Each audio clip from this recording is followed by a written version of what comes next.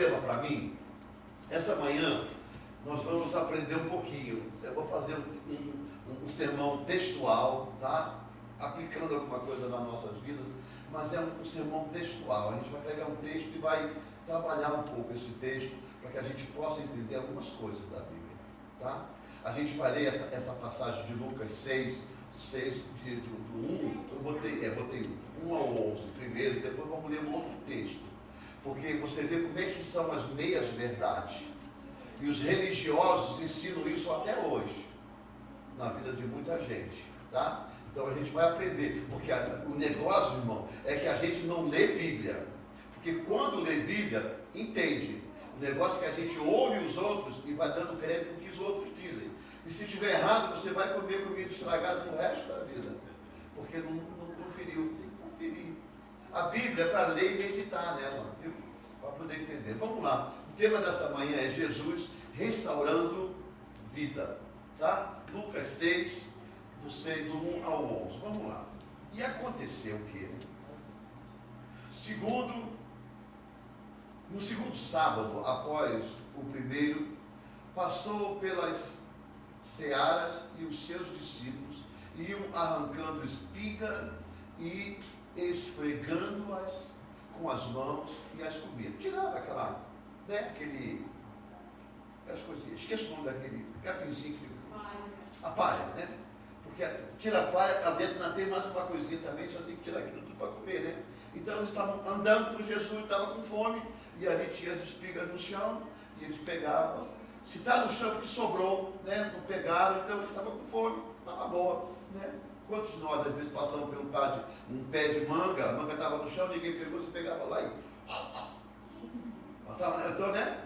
Passava na roupa e já comia, porque a vontade de comer era muito grande, né? Como tem. Ninguém lavava como hoje.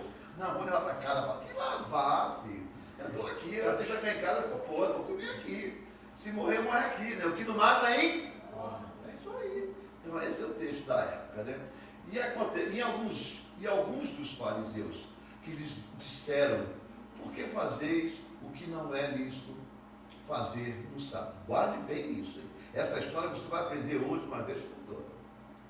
E Jesus respondendo lhes disse: nunca leste o que fez Davi quando teve fome, e ele e os que com ele estavam, uma pergunta. Como entrou na casa de Deus, no tabernáculo, né? E tomou o pão da proposição e os comeu, e deu também aos que estavam com ele, os quais não é lícito comer, senão só o sacerdote. E dizia-lhes: o Filho do Homem é o Senhor até do sábado.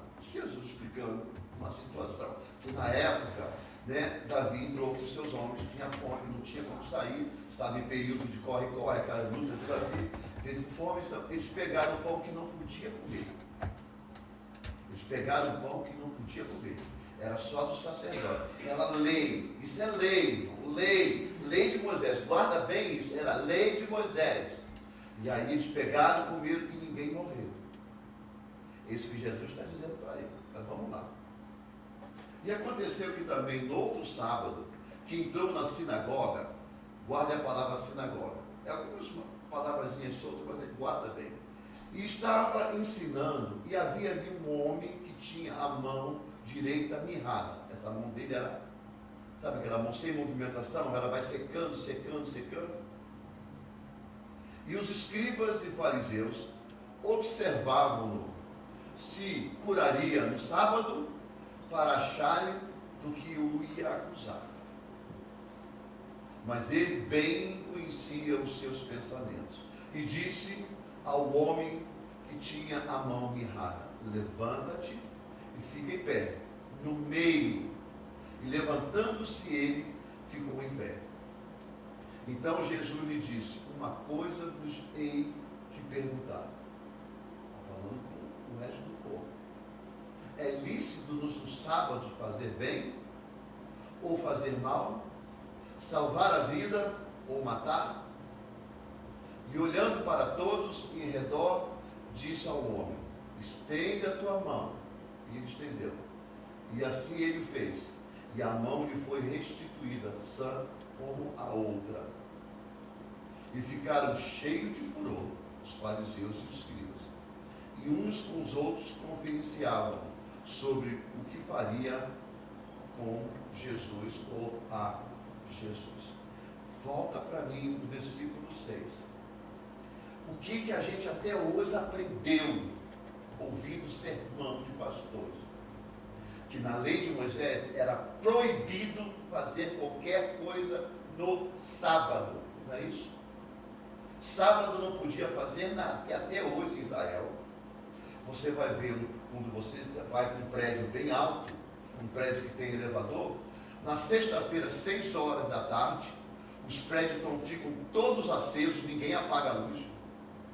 Escute bem, ninguém apaga a luz, e os elevadores ficam no automático dia e noite, até terminar o dia de sábado. Porque ninguém pode nem acender o interruptor. Você entendeu? Então os elevadores ficam no automático. Você chega, você só fala, alguns prédios, lógico, né? E o elevador te leva para cima e desce quando você está dentro de uma cidade grande e que tem pessoas que prezam com a lei da Torá, a lei de Moisés. E uma série de outras coisas. Ninguém faz nada. Agora a gente vai ler o que Deus realmente nos ensinou. Quantos sabem disso que eu estou falando? Quantos já ouviram na igreja? A maioria nunca ouviu, é a primeira vez, né? Então eu vou ensinar para vocês. No sábado não se trabalha, não é isso? Quantos já ouviram que sábado não trabalha? Mas Jesus veio para matar o sábado? Não. Jesus veio para esclarecer que estava errado? Não. Jesus veio mostrar a verdade. Quer ver a verdade? Você quer ver a verdade? Êxodo, eu anotei aqui. Êxodo 35, 1 ao 3. Agora você vai aprender. É por isso, irmão, que a gente, às vezes, é por isso que eu fui vizinho de alguns irmãos da igreja adventista do sétimo dia, né? Que no sétimo dia eles não fazem nada. Eles param. Que nada, filho. É um bom churrasco. Vão para um lago, come que nem um doido. As crianças correm que nem um jacaré. Tudo normalíssimo. Mas na igreja eles não podem fazer nada. Eu sou contra ele? Absolutamente. Jesus não falou isso. É que criam lenda. Aí você vai aprender o quê? Vamos lá, Êxodo 1 ao 3. Assim, então Moisés, quem foi? Moisés. Quem foi que falou? Moisés. Moisés. Está dizendo Deus entre parênteses? Não. Então Moisés convocou toda a congregação dos filhos de Israel. Toda. E disse-lhes: estas são as palavras que o Senhor me ordenou. Moisés dizendo que não e que se cumprissem. Esse é um. Vamos 2. 6 dias se trabalhará, mas o 7º dia será santo. Ótimo, perfeito. O sábado, repouso ao Senhor. Ótimo. Todo aquele que nele fizer qualquer trabalho morrerá. Qualquer o quê? Trabalho. Não, de novo. Qualquer o quê? Trabalho. Tá bom. Versículo 3. Não acendereis o fogo em nenhuma das vossas moradas no dia de sábado. O que o Senhor colocou no coração de Moisés é trabalho.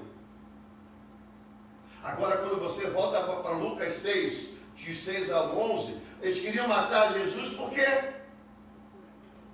Porque Jesus ia fazer o quê? Um milagre. Milagre é trabalho? Não. Milagre não é trabalho. Você entende a concepção do trabalho? Você viu o problema que Adão criou lá no Éden? Se não fosse a imprudência dele, aliás, se não fosse primeiro a imprudência da mulher, porque a mulher quebrou um pacto ali muito forte. Porque de toda semente que o homem colheria, ele tinha que trazer para a mesa e comer na mesa com a família. Porque era assim que Deus ensinou. O pecado não é só o que a gente pensa de comer uns que falam que é maçã, que não é maçã. Não sai falando aí para maçã, porque a Bíblia não diz que é maçã. Isso é maçã, inventação do homem. Lê Bíblia. Na Bíblia não está a maçã, está o fruto. E eu não sei que fruto é esse, você sabe? Então me diz, porque eu não sei. Desculpa a minha ignorância. Eu sou sincero, eu não sei. Mas eu não posso dizer que é maçã. Se fosse jaca, se fosse melancia, mas melancia não tem pé, né? Mas jaca tem, né? O pé da melancia é no chão, né? É rasteiro, não é isso? E a jaca tem, o pé fica enorme. Ninguém sabe. Se fosse um pé de pão de queijo, ninguém sabe. Não é? Ninguém sabe, irmão. Então as pessoas criam uma coisa, a gente respeita, por respeito à pessoa. Não que a crença dela, mas a pessoa amiga, de idade, a pessoa que a gente ama, então a gente respeita. Mas não é verdade. Então o que ele fez? Ela pegou do fruto, ela ouviu o diabo, ela ouviu a serpente, em vez de ela trazer para a mesa e mostrar ao marido, não, ela comeu primeiro. E depois induziu sua esposa a comer. Então o negócio começa lá embaixo. Lá embaixo. Mas aí, qual foi a punição disso? Vai trabalhar todos os dias. E do suor do seu trabalho viverá. Você está entendendo? Aí é trabalho. É o que você faz no dia a dia, é trabalho. Mas fazer o bem a uma pessoa não é trabalho. É alegria, satisfação. O que Jesus, põe lá para mim, tá? Deixa no texto para mim, por gentileza. É Lucas 6,6. O que a gente vai ver é Jesus curando uma pessoa. Mas aí a religião estava querendo matar Jesus por ensino, uma meia-verdade. Tá? É uma meia-verdade. Eles pegam, os religiosos, é desse tipo que é as coisas. Você não pode tomar ceia do Senhor enquanto você não foi batizado. Aonde está escrito na Bíblia? Aonde está escrito na Bíblia? Na Bíblia está escrito que você tem que fazer parte do corpo. Ou seja, se você aceitou o Senhor Jesus como seu Senhor e Salvador, você é parte do corpo. Mas aí trazem uma meia-verdade para poder trazer a pessoa dentro de um canal, de um segmento que não é bíblico. Está na Bíblia, é que você tem que fazer parte do corpo do Senhor Jesus. Primeiro, receber a Jesus como seu Senhor e Salvador. Crendo que Ele é o seu Senhor. Crendo que Ele é perdoador dos seus pecados. Crendo que você está certo. Irmãos, é por isso que eu digo quem é mais santo? É a ceia ou o Senhor da ceia? Então, você não vai tomar a ceia porque eu estou impuro, porque eu estou pecado. Ué, mas você está dentro da casa do Senhor fazendo o quê? Se você está impuro, show, sai daqui. Se essa é a concepção, tudo errado. O próprio Jesus abriu o braço assim, vinde a mim do jeito que estás. Agora, ninguém permanece do jeito que está. A gente muda. São meias verdades, porque a gente quer implantar uma lei que força as pessoas a andar com aquela viseira assim, ó. Irmão, santidade não se mostra em roupa, comprimento de cabelo e nem na falácia.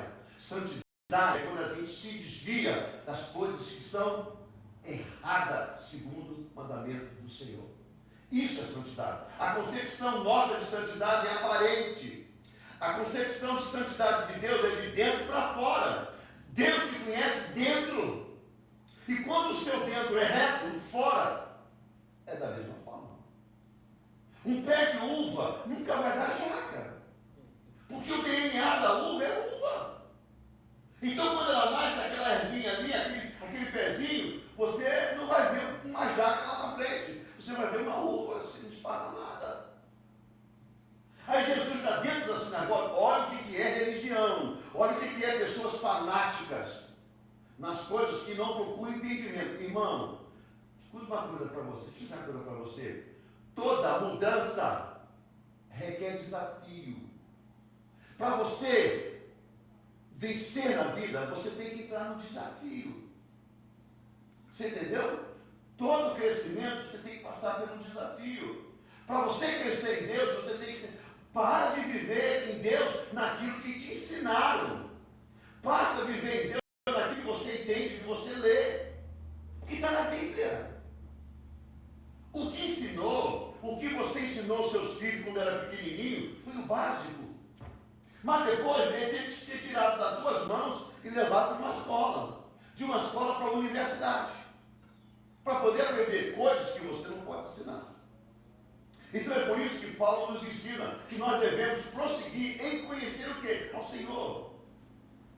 Tem coisa, irmãos, que a gente segue à luz da paulatina, porque meu pai me ensinou, minha mãe me ensinou, meu tio me ensinou, meu amigo me ensinou, o mais velho me ensinou. Tudo bem.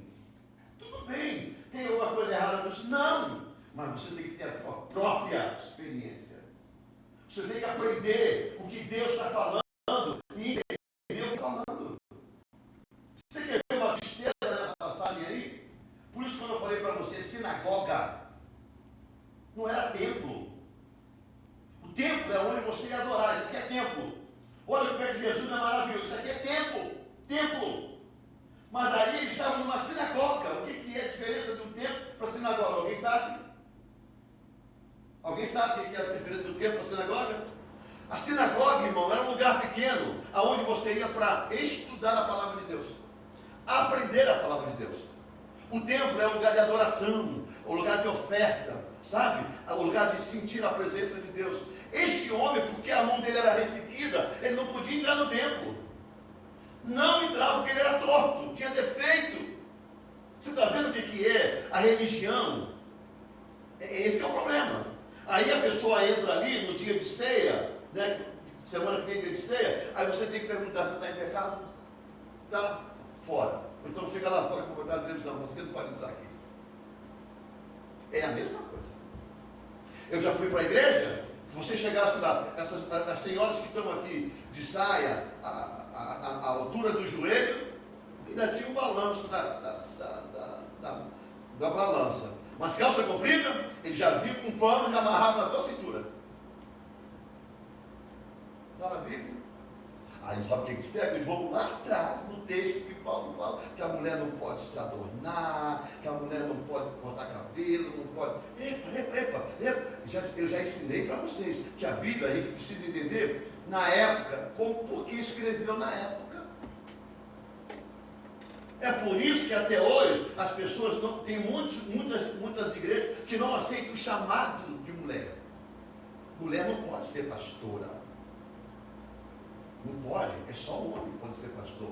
Porque vive da lei lá, sabe? Lá no tempo que ensinaram. Ensinamentos. Deus usa quem Ele quer, meu querido. Deus usa quem Ele quer. Tá? A Bíblia diz: se nós não clamarmos, as pedras vão clamar. Vão clamar. Não importa se é homem, se é mulher. No céu não tem sexo. Não tem esse lado sexo. Não tem NF. Não tem. No céu nós somos todos filhos de Deus. Fomos chamados. Todos têm seu chamado. A Bíblia diz que o homem que tem uma mulher do seu lado, ele tem um tesouro. O ministério da mulher dentro de casa é muito mais importante do que do homem. O do homem é vamos. Vamos ganhar, vamos trabalhar, vamos ganhar, vamos prover. A mulher é controlar todo o lar. Sabe, mover todo o lar. O que é isso? É ministério, irmão. Isso é ministério. Ela está cuidando daquilo que não é dela, por mais que ela tenha gerado. Maria gerou Jesus. Mas, no entanto, quando Jesus estava na cruz, ele olha para quem? Ele olha para João Batista e diz: mulher, aí está teu filho, por que tu choras? Aí está teu filho. Filho, aí está tua mãe. Você está entendendo, irmão? É ministério, é chamados. Então a gente tem que... coisas que a gente precisa entender para a gente não cair nesse marasmo de ensinamento de religião. Aquele homem, era impossível aquele homem entrar no templo. Ele não entrava. Era proibido. Mesmo na sinagoga, você sabe como é que eles funcionavam? O contexto da época? É o que eu acabei de falar agora aqui. Está em pecado, não entra. Não está pecado, agora como é que eu vou saber que está em pecado, né? Pecado não vem pendurado na orelha, é dentro da cabeça da pessoa, né? Esse homem com a mão mirrada, quando ele chegava na sinagoga, ele não entrava. Ele não entrava. Ele ficava parado, entravam os perfeitos, entendeu? Por último, entravam os defeituosos. Por último, entrava os que estavam com defeito. Eles não podiam sentar juntos. E quando saía primeiro os perfeitos. Escute bem isso, irmão. Isso é importantíssimo na nossa vida. Saíam os perfeitos, os sem defeito no corpo, e por último, saíam os que são aleijados. Na sinagoga, aonde aprendia. Aí Jesus, nessa passagem, diz assim, olha, vocês têm que olhar, porque aqui está um que é maior do que o templo. Eu vou destruir o templo, em 3 dias vou reedificar o templo. O que ele está dizendo? Olha essa revelação, guarde bem isso. A revelação de Jesus está dizendo o seguinte, olha, eu vou morrer, em 3 dias eu vou ressuscitar. A igreja que não permite vocês tomar ceia, a igreja que não permite vocês poder louvar a Deus, a igreja que não permite você estar na hora da adoração, essa igreja vai acabar. Vai acabar. E eu vou fazer uma nova igreja. E vocês não vão precisar buscar o Espírito Santo. Eu vou morar em vocês. Vocês serão o meu templo. Olha que Jesus está falando para a gente e falou para esse homem. Se liga. Porque às vezes a gente está muito desligado do plano de Deus, muito preocupado com uma série de coisas, e nós estamos esquecendo que nós somos templo do Espírito Santo de Deus. É por isso, irmão, é por isso que essa concepção, Jesus veio para cumprir a lei. Ele veio para cumprir a lei. Quem eram os fariseus da época? Os escribas, eram os escrivãos. Era tipo... Eu não sei como é que eu vou, não tem mais isso hoje em dia. Sabe aquela mulher que estão, quando você vai para um julgamento numa corte, lá no Brasil, eles estão falando lá e a mulher está... Hoje em dia já não fala mais assim, né? Antigamente era máquina da datilografia. Quem fez o curso de datilografia aqui? Alguém fez datilografia? Ô, coisa ruim aqui para aprender, né? Esse dedinho aqui tinha que ir lá embaixo. Ó, aí... Era uma coisa horrível. Até que fica, acabou, né? Ficou mais fácil para ele. Agora no computador, eu vejo esse menino novo aí mandando uma mensagem no telefone, eu fico, meu Deus, que dedo rápido é isso. E bem, ele para, deixa eu pensar que você está escrevendo, pelo amor de Deus. Do outro lado é difícil até respondê-lo, porque quando você vai responder, já chegou outra mensagem. Aí você já não responde aquela, tem que responder a próxima. E sucessivamente. A gente tem que aprender, por quê, irmão? Porque senão a gente entra numa situação muito difícil. Jesus chama esse homem na sinagoga, esse rapaz, e diz, levanta. Ele levantou. Fica de pé no meio. Aí chega para eles e fala, é proibido fazer o bem a alguém no sábado? Ele usou lei. É proibido fazer mal a alguém no sábado? Não. Aí vira para um homem que a mão mirrada, estende suas mãos. Ele nem tocou. Ele nem tocou. Porque se tocasse, não, mas ele foi lá e pegou na mão, me sacudiu. Deve ter umas pessoas que não vão orar pelos outros, agarra na mão, sacode assim, e levanta a mão, e faz umas coisas assim, e bota a mão na cabeça. Não tem ensinamento nenhum bíblico. Jesus chegou assim, ei, estenda as tuas mãos. Você é curado. Aí todo mundo começou assim, vamos pegar ele. Aí ele falou assim, você vai me pegar por quê? Por que você quer me matar? Por que você me quer seguir? Porque eu estou fazendo bem a alguém, eu não estou trabalhando. Jesus fazendo milagre não era profissão, não era ofício, era espírito, era Deus. Você está entendendo? Era Deus. É por isso, irmão, é por isso, umas concepções de igreja antigas, elas estão mudando, querendo não. Aí uns estão chamando de modernismo. Não é modernismo, é visão aberta. A igreja não pode andar da forma que era, porque até mesmo a forma dos seus pais, do pai dos seus pais, dos teus avós para o seu pai já mudou. Dos seus pais para você já mudou. E você para os seus filhos vai mudar muito mais ainda. Sabe por quê? Porque senão a humanidade não acompanha. A palavra de Deus, ela se diz que ela se renova a cada dia. Então, por que Deus chamou homens cultos?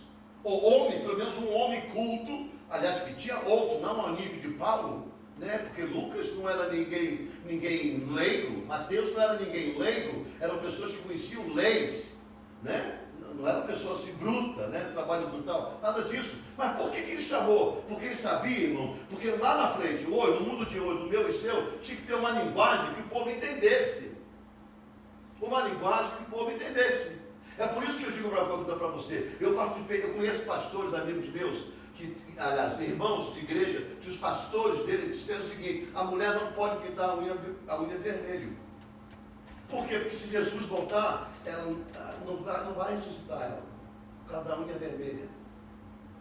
A mulher tem que andar com unha curta e branca, sem pintura. Aonde que está esmalte na Bíblia? Aonde está a manicure na Bíblia? Naquele tempo fazia unha, tinha manicure, pedicure, orelha cure, braço cure, não tinha nada disso, irmão.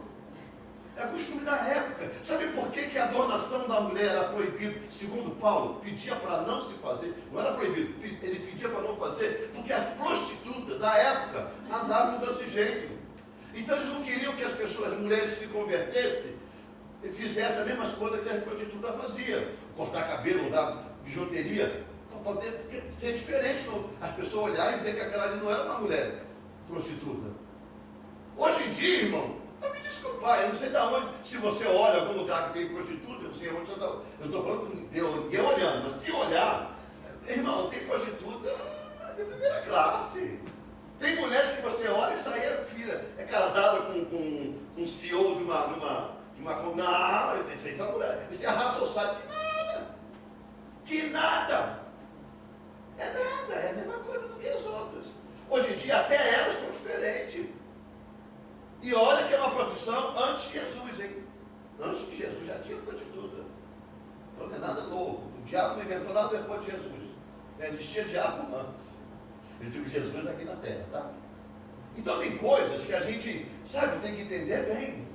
Porque não é o que a gente está vendo, mas é o que Deus está vendo. Não é o que a gente quer, mas é o que Deus quer. Essa é a concepção das coisas. Esse é o verdadeiro ensinamento segundo a Bíblia. A gente precisa, eles queriam matar Jesus, por quê? Porque eles achavam que Jesus era muito liberal. E esse é o problema até hoje. As igrejas que estão mudando são muito liberais. Eu, graças a Deus, eu continuo com meus conceitos, sabe? Meus pontos de Bíblia eu continuo. O que eu posso ter mudado é a concepção para o ser humano, para ser um ser humano. Entender mais os outros. Eu procurei entender mais os outros. Eu não queria entender os outros pela razão do que a igreja tinha que fazer. Porque, irmãos, não tem igreja de santos, puramente santos, não tem. As igrejas são igrejas de pecadores que estão sendo edificados. Igrejas que têm pecadores estão sendo edificados, eles estão sendo trabalhados para chegar aos céus. Aí Jesus vem e ensina que nós temos que ser. A palavra de Deus vem e nos ensina que nós temos que ser santos como Deus é santo.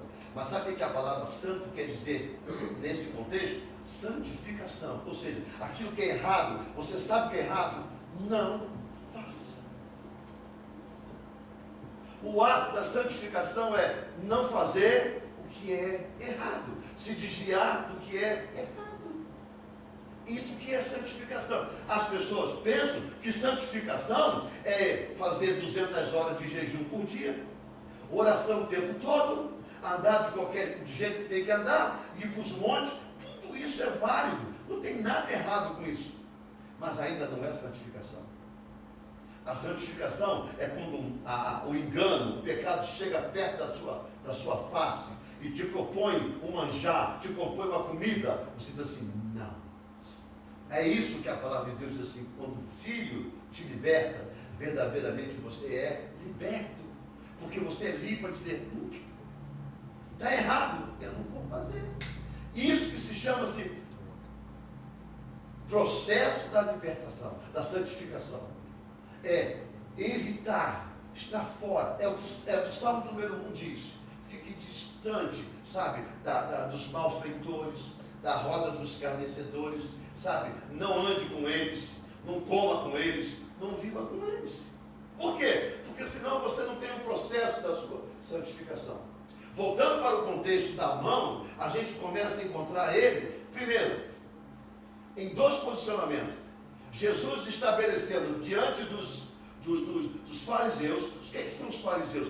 As pessoas usam a palavra fariseu para confundir o que é fariseu e hipócrita.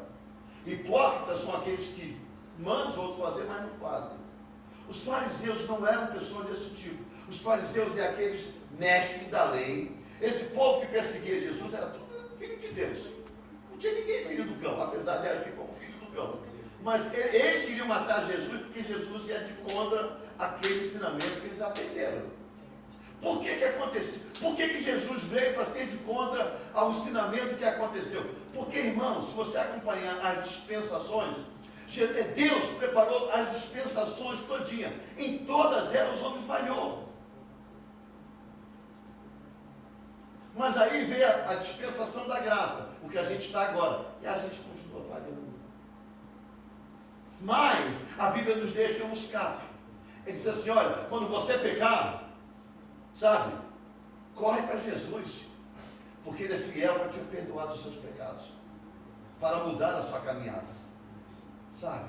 Então, não dá para ir para Jesus quando está bom, não dá para ir para Jesus quando está limpo, ninguém se limpa. Quem nos limpa, nos purifica, é Jesus Cristo. Então nós temos que ir do jeito que nós estamos, para chegar ali e ser purificado por Ele, ser santificado por Ele. Este homem foi para o templo, por quê? Porque ele aprendeu que ali ele ouvia a palavra de Deus, e crendo na palavra de Deus, ele tinha um índice muito grande, uma porcentagem muito grande de ser curado, porque Jesus fazia milagre, e ele já entendia que Jesus era Filho de Deus. Por quê? Porque os movimentos, os milagres de Jesus, ele entra ali dentro. Outra coisa que Jesus veio para quebrar paradigma, ele veio para aqueles que não criam nele. Ele veio para aqueles que muitas das vezes não estavam ao pé dele, dizendo, aí vem o Filho de Deus. Não, uma pessoa que era leigo nesse sentido, mas estava aprendendo, porque ninguém vai para a sinagoga simplesmente porque a sinagoga era bonita. Era um lugar pequeno, fechado, era para aprender a palavra de Deus. Então é um processo que você está melhorando. E quando você tem um processo da melhora, você tem um processo do milagre muito perto. A verdade é essa, irmão. Quanto mais você se aproxima do Senhor, mais luta você vai ter para tirar você da presença do Senhor. Entendeu? Aqueles homens estavam usando aquele homem com a mão mirrada para poder matar Jesus. Só que ele não foram eles que colocaram o homem lá dentro. Foi o homem que foi para o lado de dentro. Foi o homem que foi. Você já imaginou um jovem, um homem com a mão mirrada? Ele era totalmente selado para viver na rua pedindo esmola. Porque ele não podia trabalhar, aliás, ele não podia estar em lugar nenhum, porque ele é defeituoso. Ele é defeituoso. Isso acontece muitas vezes dentro da igreja. A irmãzinha pecou. Aí o pastor põe lá na última fileira. As irmãs da oração não passam nem perto. Quando passa perto, sangue de Jesus tem poder. Calma! Porque o pecado dela foi exposto. Mas e o seu que não é exposto? Não analisa, porque quando você julga, você está dizendo que eu sou melhor do que ele. Deixa Deus resolver o problema. Deixa Deus julgar. Porque Ele sabe o que faz. E Ele é melhor e superior a todos. Claro que é. Mas essas concepções estão cheias por aí. Estão cheias por aí. Eu já cansei de dizer para vocês e vou repetir. Eu já fui para a igreja mesmo, depois de ser pastor. Na Santa Ceia me mandaram para o mesmo, não deixaram participar de Santa Ceia. E eu sendo pastor. Por quê? Porque eu não era membro da igreja. E eu nem quero aquele pão, aquele vinho, porque aquele não vem do Senhor mesmo. Porque se eles são donos da ceia, a ceia é dele, não é do Senhor. Por que eu vou comer um pão? Pão e vinho na minha casa, eu como qualquer hora. Eu quero viver na comunhão. Eu quero viver no corpo. Mas nem sendo pastor não me aceita, então, bolufas, eu não quero saber. Isso não é meu lugar. Eu só fui também ali porque eu fui convidado para uma festa de uma criança. Mas se eu soubesse que eu ia passar pelaquela vergonha, sendo removido da assembleia aqui, é mesmo que eu fizer a gente faz uma ceia aqui agora, aí eu chego para o Alexandre e digo, você tem que descer. Leva o Alexandre lá para baixo. Como é que você vai se sentir? É assim que eu me senti. E eu, pastor. Eu só não coloquei no meu coração que os outros iam pensar que estavam em pecado, porque eu não me preocupava com ninguém ali. Eu sei da minha vida. Eu sendo pastor de igreja, não é sendo pastor, tem muitos por aí sem ser pastor de igreja. Tem só a nomenclatura, o chamado. Eu era pastor porque eu era pastor de igreja. E olha, a igreja que eu estava era quase do lado da outra que eu estava naquele dia. Então, passar por ignorância não era como tinha que dizer, porque eu era pastor na cidade, mas eu nunca coloquei no meu coração. Sabe por quê? Porque eu não me preocupo com o que os outros falam de mim. Eu me preocupo com o que Deus fala de mim. Eu não me preocupo com o que os outros pensam de mim. Eu me preocupo com o que Deus pensa de mim. Por quê? Da minha vida eu dou conta. Eu não ando por aí batendo perna. Eu não ando por aí juntinho, grupinho. Eu não ando. Eu ando na minha, porque eu tenho muita coisa para fazer. Eu tenho muita gente para cuidar. E eu tenho uma família para cuidar. Eu tenho uma igreja para cuidar. Eu tenho que cuidar da minha vida. Não dou tempo. Não dá tempo. Eu preciso de 48 horas no dia. Não dá tempo.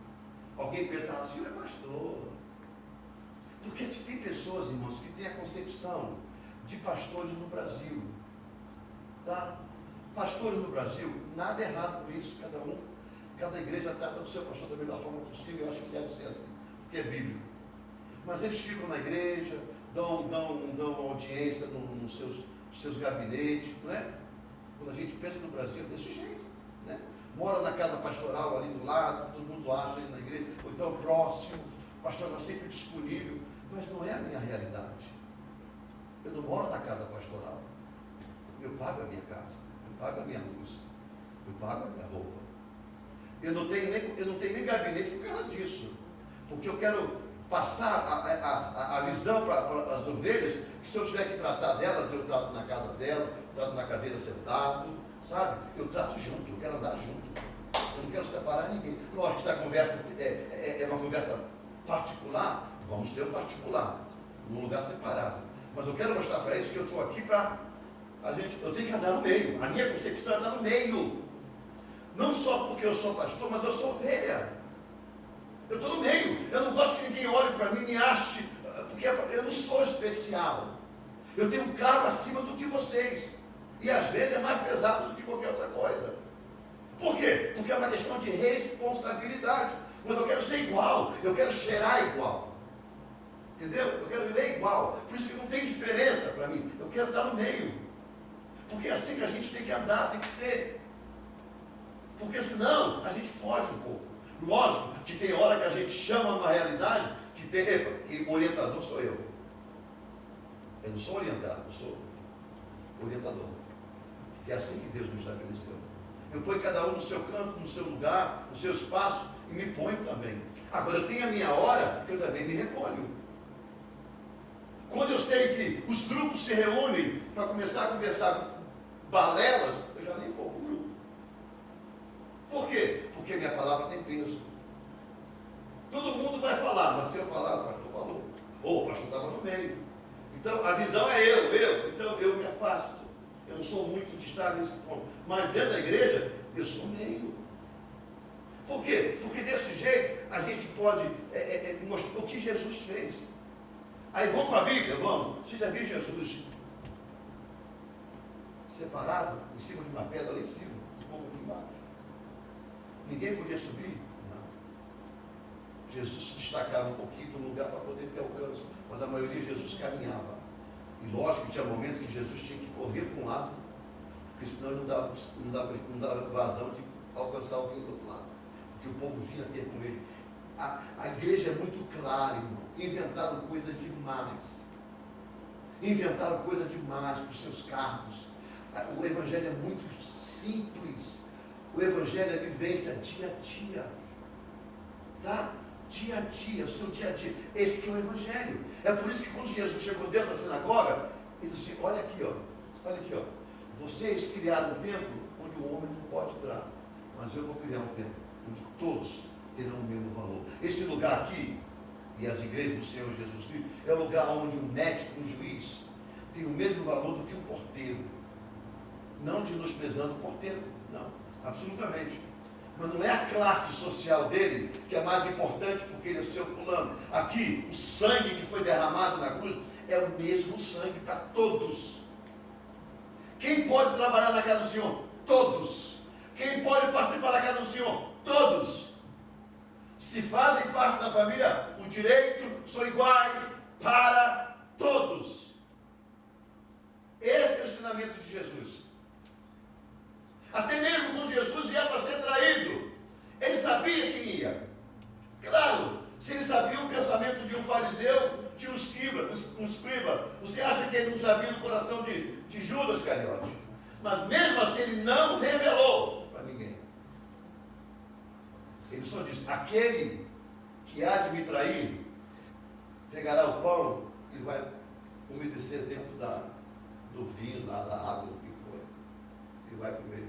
Justamente, Judas Iscariote foi o que fez. Mas Judas Iscariote era um cara ruim. Não era não, irmão. Tem gente mais ruim hoje do que ele. Tem gente vendendo Jesus para qualquer coisa. Tem gente vendendo Jesus por um trabalho de 2 horas só, para ganhar $80 por mês, mas não vem para a casa do Senhor. Isso é vender. Desculpa, é para vender. Ou você veio para uma terra porque você acha que aqui você não precisa de Deus, você só precisa de você. Você precisa ganhar, você vai ganhar, tem que ganhar. Para! Daqui a pouco você perde tudo. Porque basta Deus recolher o teu sopro de vida. Nada disso tem importância. Vai perguntar quem fica no hospital, numa cama, onde você não vai ninguém, não pode nem entrar. Quando entrar, ele mostra se é importante o dinheiro que você tem. Se vai pagar a sua saúde de vida. Vai perguntar se você não se sente sozinho ou sozinha. Mas uma coisa eu te digo: esse Jesus não te abandona. Esse Jesus, naquela hora de tristeza, ele está ali do lado. Para quem que você corre? É para Jesus. Qual é o primeiro nome que você quer? Deus! Se Deus quiser, se Deus permitir, filho. Não abandona ele não. Fica firme. Porque se curou a mão errada de um homem que até então não queria tanto na personalidade dele. Imagine você, que ele mora em você. O que ele pode fazer com você? Aleluia! O que ele pode fazer com você, por mim, por nós?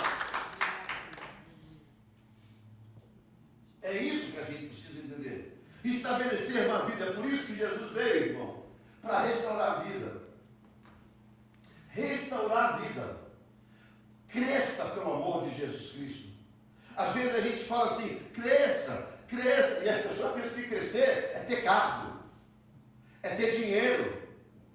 Irmão, você perece, isso acaba. Você cria fortuna para os outros, porque você não é eterno. Não, digo sempre para quem chega na igreja e digo para a igreja constante: não faça plano pensando em você, faça plano pensando em Deus. Não faça plano pensando na sua riqueza, faça plano pensando em Deus. Porque se Deus está na riqueza, você pode contar, Ele vai estar contigo na hora da dificuldade. É sobre o pouco que Deus honra, porque no mundo é mais fácil. As religiões tiram o homem da presença de Deus. A verdade é que a palavra religião é religar. É trazer de volta o homem para Deus. Porque o homem saiu de Deus. A religião veio para religar. Mas o problema é o inteirinho dessa religião. É o inteirinho. É mais fácil, você. Não dá para você viver debaixo de 613 leis. Não dá. Você desce dessa rua aqui, embaixo tem um stop. Tem um sinal de trânsito. E a lei de Caleb permite que você virar à direita. Aí você permite, você vira. Aí você vai para outra estrada, que tem uma placa, não vira direita, o que você faz? Vira direita. Um sinal vermelho. Não é assim? Por quê? Porque tem hora que é difícil. Stop. Quando você para um carro, que você pisa no freio, você tem que contar 1.000 ou 4.000, 3.000, 2.000, 1.000. Parte. Então 4, 3, 2, 1, parte. O carro de novo. A pessoa chega lá, 4. Já chega contando 4. 1, 2, 3, já foi comido. Por quê? Porque no Brasil é assim. A gente não respeita quase nada, só quando tem um acidente. Para depois contar: olha, não parei de stop, estourei tudo. Arrebentei minha cara.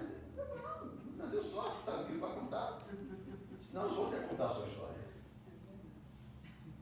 Não é verdade?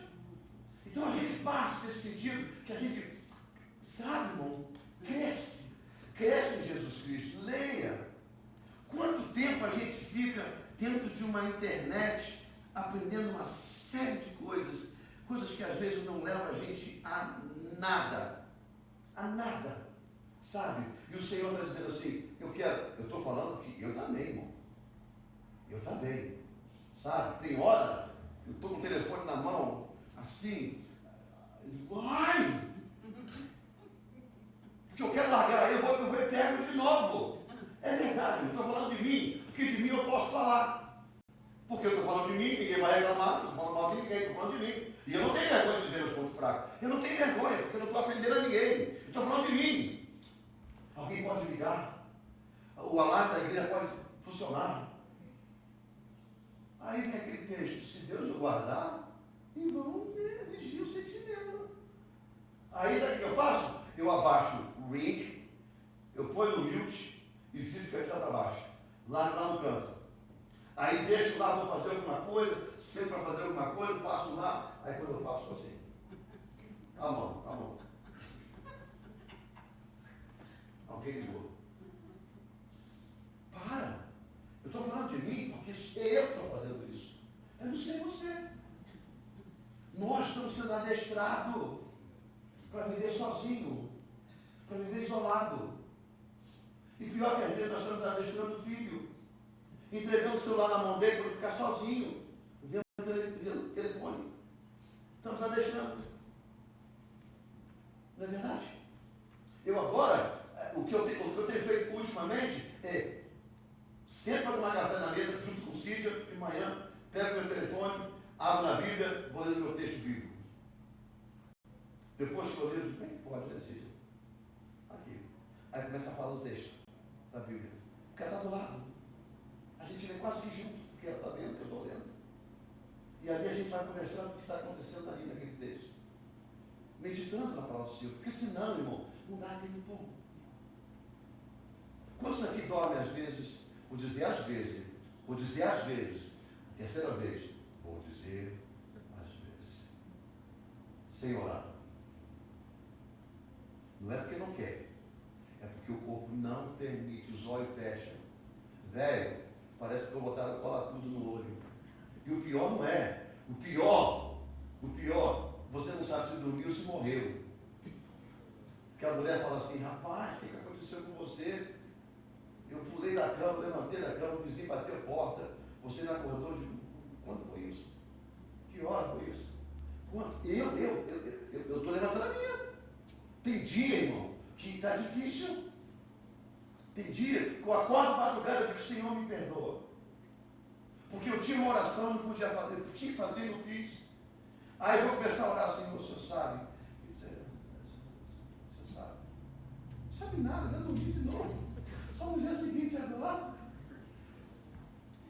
É ou não é, irmão? Sabe o que é isso? É, por isso que é maravilhoso o que Jesus deixou para nós. Guarde isso no seu coração. Sabe? É que, se você não vai à igreja, Jesus está em você.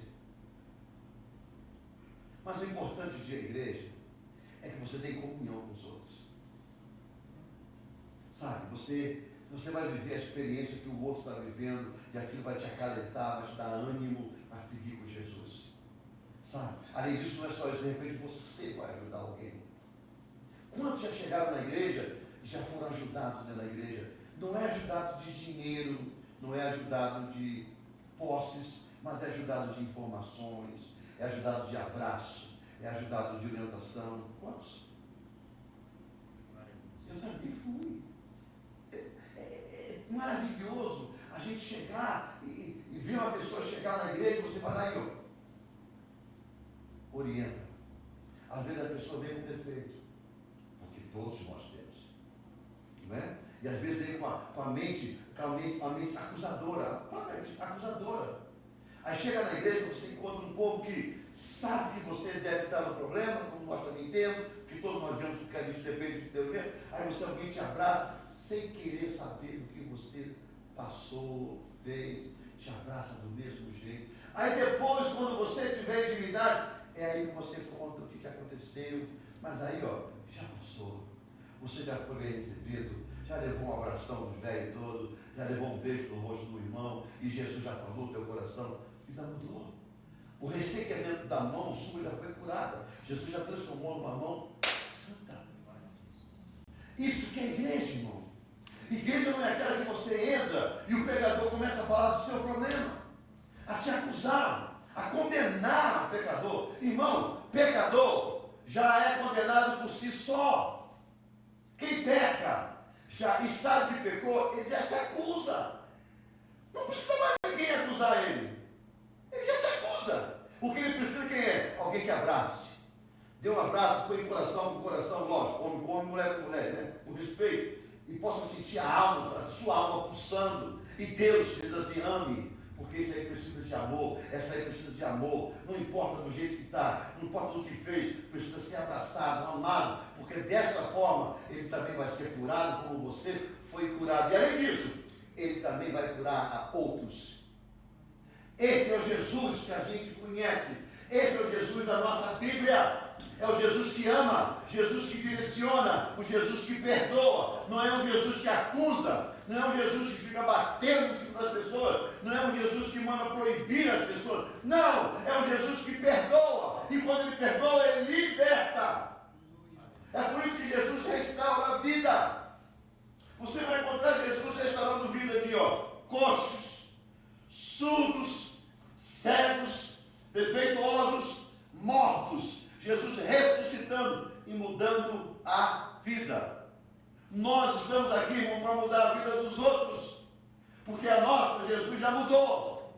E agora nós vamos ser exemplo para mudar a vida dos outros. Essa é a restauração.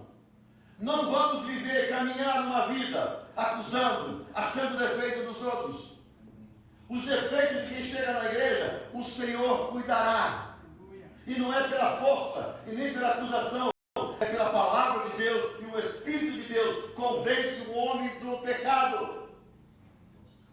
Não pode aqui pegar exemplos de pessoas da Bíblia e saturar as pessoas de hoje. Não é isso que Jesus fez. Jesus nunca usou as pessoas azedas dos homens e mulheres da época para poder educar alguém. Não. Jesus sempre usou matéria nova, usou conhecimentos novos, parábolas novas para poder ensinar. E uma das delas que eu mais gosto é a parábola do filho pródigo. Todos nós temos filhos. Todos nós temos filhos. Todos nós temos herança. Mas um dia a gente decide sair da presença de Deus. E a gente vai caminhando, a gente perde tudo. Eu já perdi tudo, irmão. Eu perdi tudo que eu tinha de bom para a época. Que o melhor tem hoje. Naquela época era bom, hoje é melhor. Perdi tudo. Perdi um bom trabalho. Perdi um bom salário. Perdi tudo. Só não perdi casa por misericórdia. Porque até eu vendi para me mudar para fora e depois tive que desvender. Se é que tem essa palavra. Cancelar a venda. E Deus foi tão bom que chegou lá, cancelou. Eu ia para a Flórida, a mulher comprou meu apartamento, a mulher vivia da Flórida. Que pode? Até isso. E aí nós tínhamos que cancelar. E cancelamos. Pagamos o que tinha que pagar? Pagamos. Até isso. Sabe por quê? Eu vou dizer a palavra que eu disse na quarta-feira. Irmãos, tem coisa na nossa vida que você pensa que é Deus e não é Deus. É diabo puro, transvestido de situações. Às vezes, na impureza ou na sensibilidade de filhos. Às vezes, é na vida de pais. Às vezes, na vida de irmãos. Pessoas que o diabo usa porque está vulnerável. Vulnerável, não estou dizendo endemoniado, estou dizendo vulnerável. A ouvir, o ouvido está aberto para ouvir coisas. Para tirar você do seu projeto de Deus. Escute, irmão. Escute, irmão. Escute, irmãos.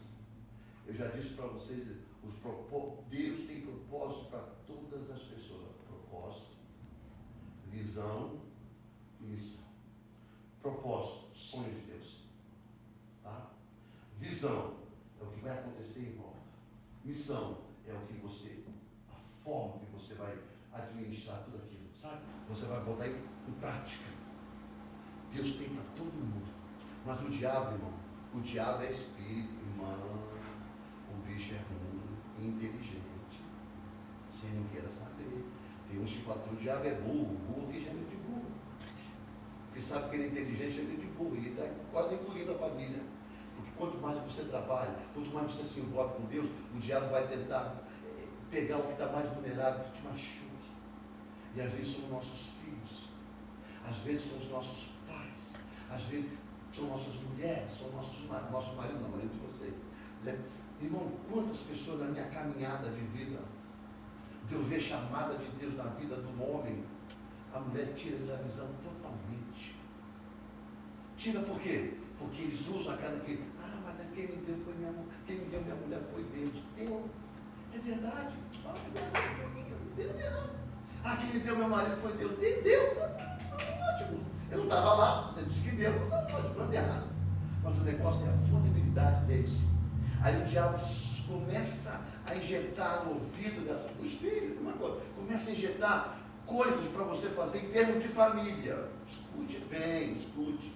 Para fazer coisa em termos de família. Pessoa para família, aí você vai fazer. Não, é minha família. Tem Deus, família e igreja. Aí vai fazendo, aquilo vai começando a se enrolar, aí você começa a faltar um culto. Eu estava falando com o Nélia essa manhã, e sempre depois conversando sobre situação de pessoas que falta culto e sai da igreja, depois falta o segundo, aí rola, falta mais um, depois falta o terceiro, não possa sentir falta. Daqui a pouco você está no último, daqui a pouco você está no nenhum. Sabe quem que o diabo usou? Os vulneráveis da família, os vulneráveis da casa. E vai tirando você do propósito, da missão, da visão e da missão. Eu vejo isso demais.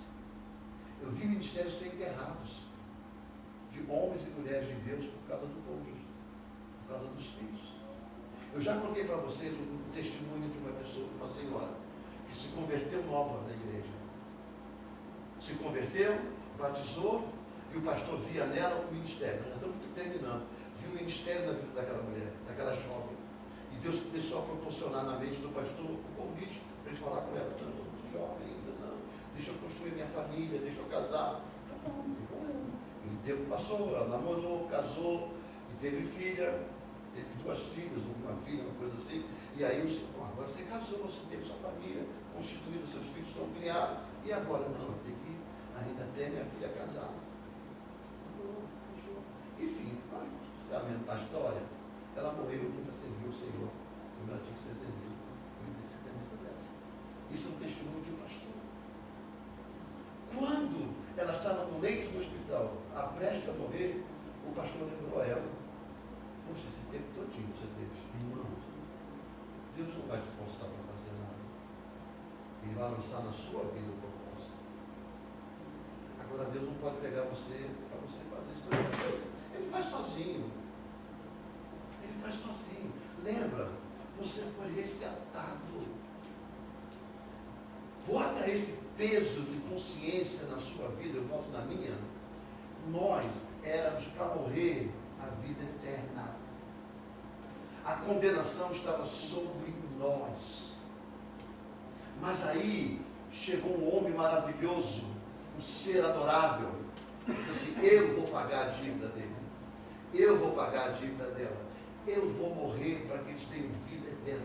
Foi um homem. Foi um homem que morreu por você. E hoje, se você está aqui, sentado nessa cadeira, tranquilo, sabe? Numa boa, legal, tudo bem, está conseguindo, está tudo mais ou menos, está caminhando dentro dos seus projetos. Não é porque você tem esforço. Não é porque você é sábio, ou que você tem olhos verdes e cabelo louro. Ou vice-versa, alguma coisa mais bonita, sua concepção de beleza. Não, é porque Deus um dia sonhou com você. E os sonhos que esse propósito. Agora ele está dizendo assim, ó: eu fiz tudo, limpei seu caminho, te remi, te di liberdade, fiz tudo para você. Curei as suas mãos mirradas, curei seus pés aleijados, sabe? Curei suas pernas secas, curei tudo isso. Te botei na perfeição de um ser humano, para você cumprir o meu propósito. É por isso que você está aqui. É por isso que eu estou aqui. Oh, mas o propósito de Deus, eu tenho que limpar muito chão, eu tenho que carregar muito tio Baitene. Agradeça a Deus pelo que você tem. Se você não quiser, abre um concurso lá no Brasil. Assim, ó, tem uma vaga de trabalho, a minha vaga, para carregar esse tipo de madeira, esse peso de madeira, para ganhar o que você ganha. Abre uma vaga para você ver os milhares que vão querer pegar a sua vaga. Quantos estão lá no Brasil querendo fazer limpeza na América e não conseguem fazer limpeza na América? Quantos estão no Brasil para limpar a banheira como eu limpo? Não consegui limpar a banheira até agora, eu estou limpando. Eu louvo a Deus pelo que eu tenho. Eu louvo a Deus pelo que eu sou. Eu louvo a Deus pelo que eu posso. Porque honesto no que eu tenho, no que eu sou, no que eu posso, eu sou com Deus. E acima das coisas melhores, eu sei que um dia Ele vai mudar. Se não for na terra, porque eu não espero na terra, uma coisa é certa, diante do céu. No céu, porque a Bíblia diz que quando nós chegarmos, quando você e eu chegar, o céu vai parar, os anjos vão parar e nós vamos entrar, guiado, a entregar na presença do Senhor. Aí Deus vai perguntar: quem são esses? Aí Jesus diz: esses são aqueles que o Senhor me entregou e nenhum deles eu deixei perder. Amém. Isso é muito bom. Isso é melhor do que os seus projetos. Isso é melhor do que os seus projetos. Porque aqui, irmãos, quanto mais você está aqui, quanto mais você ganha, mais você projeta. Quanto mais você projeta, você sustenta o Brasil. Lá os que estão lá no Brasil, eu já vi gente trabalhar aqui anos, envelhecer aqui, mandar para filhos, filho de mulher, filho de mulher, filho de mulher, filho de mulher, filho de mulher. O dia que envelheceu foi embora, encontrou meia água construída, meia água. Quem conhece o que é meia água? É um quarto com uma laje, não encontrou mais nada. Os filhos secaram tudo, a mulher secou tudo com outro homem. Acabou a vida. E agora? E agora? Servos do Senhor Jesus Cristo. Viu? Irmão meu de igreja. Triste ver aquele plano. Triste demais. Quando a gente põe a nossa visão no que é material, irmão, esquece que Deus nos preparou para ser, e a gente ser o que a gente é, a gente perde o foco de Deus, e sem foco você vira cego, e a religião está aí para te condenar. Mas o bom é que Cristo veio para nos tornar livres, perfeito. Se Jesus curou a mão de um homem mirrada, imagine na sua vida o que você precisa, o que Ele pode fazer. Que essa manhã o Espírito de Deus venha nos confortar o nosso coração e venha avivar cada vez mais essa chama de Deus sobre a nossa vida. Escute bem a você, escute bem para você. Eu vou dizer para você, mais uma vez você vai ser testado para se afastar da palavra de Deus. O que é isso? É miséria? O que é isso? Como é que dá o nome? Não, quando a gente fala uma coisa, a pessoa diz que é praga, né? Fala praga, né? Praga, maldição, né? Não, não é não. Não é não. Não é não.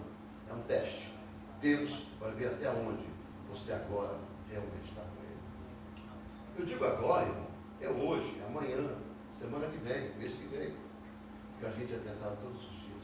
Se esse homem aqui, ó, se este homem olhasse para a sinagoga da mesma forma que os fariseus olhavam para ele com desdém porque ele era aleijado, ele nunca ia receber o favor de Deus. Porque ele não ia, ele não estaria lá na frente. Mas ele venceu o defeito, ele venceu a vergonha e se assentou lá nas últimas cadeiras. Aí Jesus olha para ele e levanta: olha, irmão, no reino de Deus, certamente os últimos sempre serão os primeiros. Aquele que o homem bota por último, Deus sempre levanta depois de mim. É só teu coração. Que o Senhor abençoe a sua vida. Que o Senhor ministre no seu coração e no meu coração a importância de quem nós somos em Cristo Jesus. Vamos ficar de pé nesse momento, em nome do Senhor Jesus, porque Jesus restaura